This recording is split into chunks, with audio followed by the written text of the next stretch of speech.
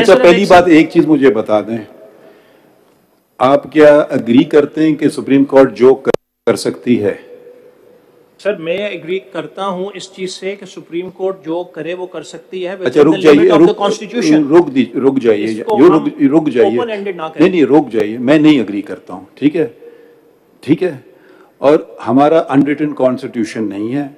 جس قسم کے پریسیڈنٹس ولایت میں بنتے ہیں، کامن لا جس کو ہم کہتے ہیں، ہمارے اس میں آئین میں اندراج آ گیا ہے. جیسے لفظ آ گیا نا، defend protect the constitution, preserve the constitution. تو جب یہ عدالت، اور میں خود اعتراف کرتا ہوں، اور جب تک آپ اعتراف نہیں کریں صلاح ہو ہی نہیں سکتی ہے. وہ آیا کوئی شخص آیا، جی ٹھیک ہے، آپ بالکل ٹھیک ہے، آئین کو آپ روند لیں، آپ آئین کو بدل لیں.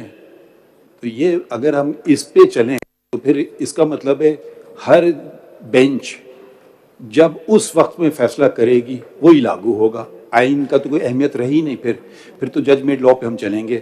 آئین کو ایک طرف رکھ دیں، کیونکہ آج سپریم کورٹ کا موڈ یہ ہے کہ مولوی تمیز الدین کیس کا فیصلہ صحیح ہے اور 4 ججز جو سندھ ہائی کورٹ کا ان کا غلط ہے.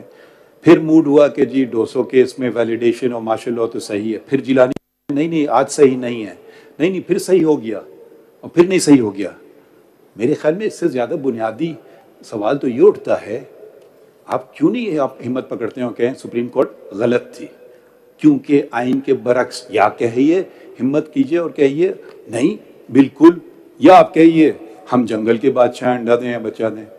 کیونکہ آپ، مجھے لگ رہا ہے آپ آخری بات کر رہے ہیں، نہ آپ پہلی کشتی میں چاہتے ہیں، نہ دوسری کشتی میں جانا چاہتے ہیں. آپ چاہتے ہیں کہ میں یہ آخری بات کر دوں جو مجھے زیب نہیں دیتی، کیونکہ میں نے ایسا حلف اٹھایا نہیں ہے.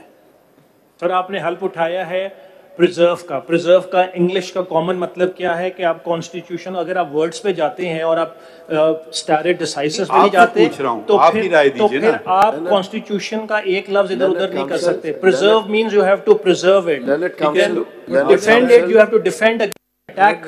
اور کتنا وقت آپ لے رہے ہیں آپ یہ بتائیں. سر اب میں question Learned Counsel coming back to سر اگر مائنڈ وہ بہت سارے ان کے کوسچنز تھے. Learned Counsel coming back to my Lord Justice Ijazul Ahsan's question.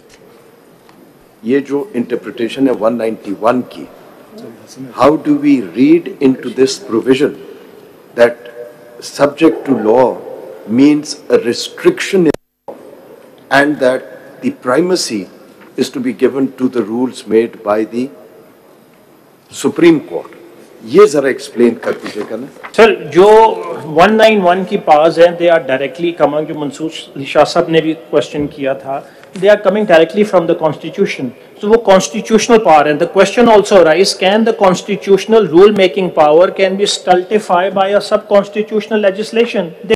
Because whatever has to be done, it has to be done through an internal mechanism. یہ تو آپ دہرا رہے ہیں اپنی بات کو، نئے دلائل دیجیے نا. میں اگلی بات سر ایک میں صرف بات کر لوں، جو جواب جو تھا وہ اگر آپ کانسٹیٹیوشن اسی کنٹینیوشن میں سوال دیکھیں نا، آپ یہ 191 کی بات کر رہے ہیں، وہ تو جو اس کی اوپننگ ورڈز ہیں سبجیکٹ ٹو کانسٹیٹیوشن اینڈ لا، جو میں سمجھا اس میں تو شاید یہ ہے کہ سپریم کورٹ رولز بنا سکتی ہے اپنے پریکٹس اینڈ پروسیجر کے، لیکن that must be subject to law and constitution.